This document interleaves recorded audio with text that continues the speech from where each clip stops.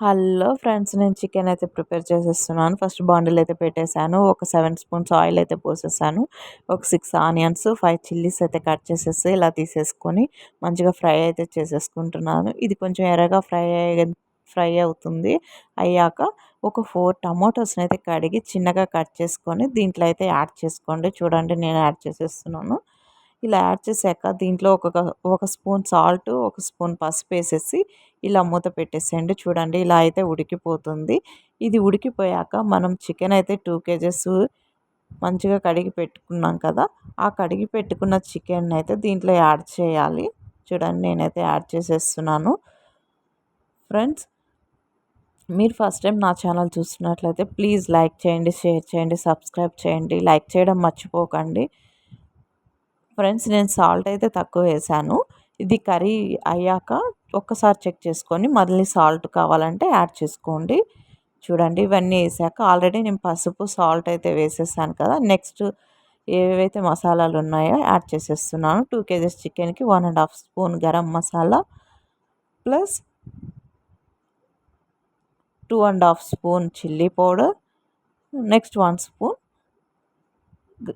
Chicken masala అయితే వేసేస్తున్నాను.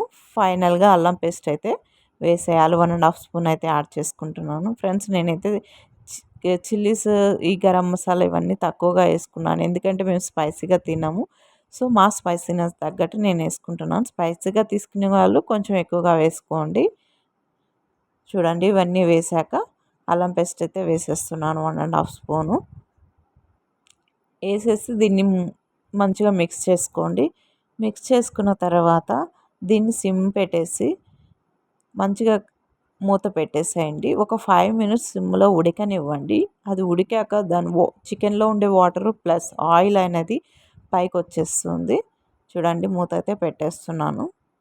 Next 5 minutes తర్వాత మూత తీసి చూడండి, చికెన్లో ఉండే ఆయిల్ అయితే పైకి వచ్చేస్తుంది. మంచిగా వాటర్ ఇంకిపోతుంది. చూడండి, ఆయిల్ అయితే పైకి వచ్చేసింది కదా. నెక్స్ట్ మనం చికెన్ ఉడకటానికి వాటర్ అయితే యాడ్ చేసుకోవాలి. 2 గ్లాసెస్, 2.5 గ్లాస్ వాటర్ అయితే యాడ్ చేసుకోండి 2 కేజెస్కి. యాడ్ చేసుకున్న తర్వాత హైలో పెట్టుకోండి. హైలో పెట్టేసేసి మూత అయితే పెట్టేసేయండి. ఒక 20-25 మినిట్స్ తర్వాత ఒకసారి మూత తీసి చెక్ చేసుకోండి. చికెన్ అయితే ఉడికిపోతుంది. ఓకేనా? మీకు డౌట్గా ఉండి ఉడకలేదు అనుకుంటే ఒక 5 మినిట్స్ ఎక్స్ట్రా టైం పెట్టుకొని ఉడికించుకోండి. ఫైనల్గా అయితే చికెన్ అయితే రెడీ అయిపోతుంది. చూడండి, నేనైతే కలిపేసాను కదా, వాటర్ పోసేసి మూత అయితే పెట్టేస్తున్నాను. చూస్తున్నారు కదా, ఫైనల్గా అయితే ఉడికిపోయింది చికెను. ఫైనల్గా నేను కొత్తిమీర అయితే వేసేస్తున్నాను. కొత్తిమీర వేసాక ఫ్రెండ్స్, మీకు ఎలా వచ్చిందో ట్రై చేయండి. ఎలా వచ్చిందో కామెంట్ సెక్షన్లో కామెంట్ చేయండి. ప్లీజ్ నచ్చితే లైక్ చేయండి, షేర్ చేయండి. Thank you for watching.